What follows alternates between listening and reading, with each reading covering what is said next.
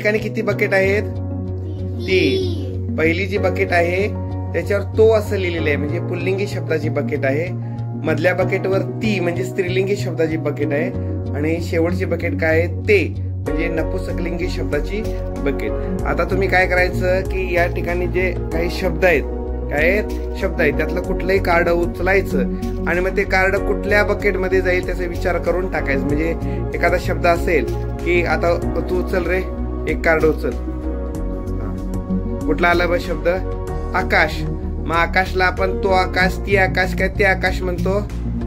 ते आकाश. म्हणजे आकाश कशामध्ये जाईल? नपुंसकलिंगच्या बकेट ते मध्ये जाईल, तेच्या ह्याच्यात. अशा पद्धतीने गेम खेळायचे. लक्षात आलं? चला स्टार्ट. दाखवायचा कुठला शब्द आला? शाळा. शाळा कशात आली? टाक. ती शाळा दाखवत टाकायचं. पुढं दाखव की इकडे सगळ्यांना. नकाशा. नकाशा कशात आला? टाक. पुढं काय आलं? पुस्तक. पुस्तक कशात आलं? ते पुस्तक. पुढं अजून